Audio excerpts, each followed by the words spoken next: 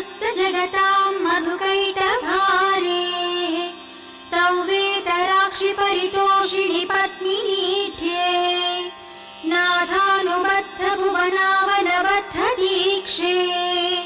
प्रत्यक्ष देवतर्मे तव सुप्रभातम् छाये अखिलाश्रित वरप्रदकल्पकल्पे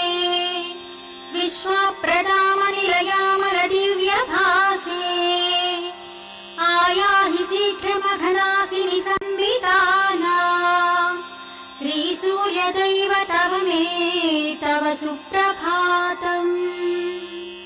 प्रेम्णा वरं पति पुरस्मृतिमस्नुवाने नव्याब्जरागसहजन्म मनोज्ञकान्त्या शोभां विधायिनि उष्णे गगने पृथिव्यां प्रत्यक्ष दैवतर्मे तव सुप्रभातम् कृष्णाग्रजेन जगति परिरक्षणार्थम् संस्थापितोऽत्र दिविषत्कणसेव्यदेशे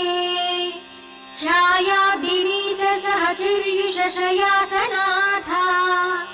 श्रीहर्षवल्यधिपते तव सुप्रभातम्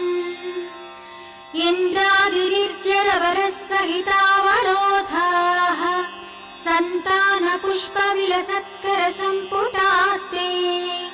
त्वद्धर्मणोत्सव कुतूहलचेतनश्च श्रीसूर्यदैवत विभो तव सुप्रभातम् तरं विरौति गृहकुक्कुटमण्डलीयम् पारावताः कलरवं कलयन्ति भाल्याम् केळीशुकामलयमारुतमालवन्ती प्रत्यक्ष दैवत विभो तव सुप्रभातम्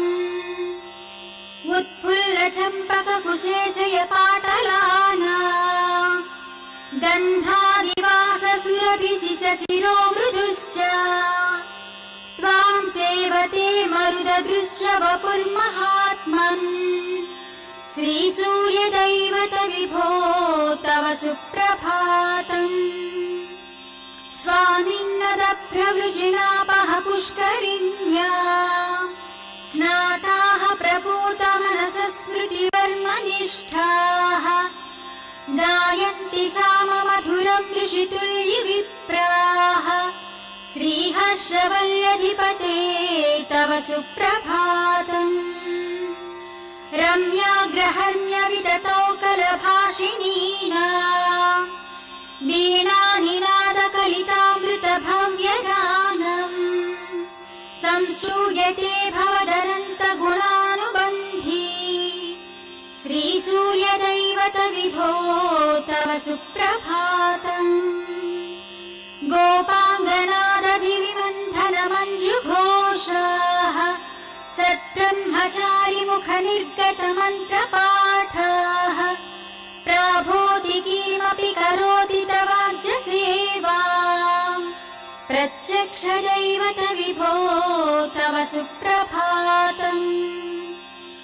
प्रत्यूषरागसु मनोहर पुष्करिण्याम्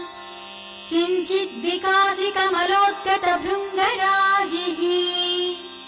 भीतान्धकारकणिकेव हठात् प्रयाति श्रीहर्षवल्यधिपते तव सुप्रभातम्।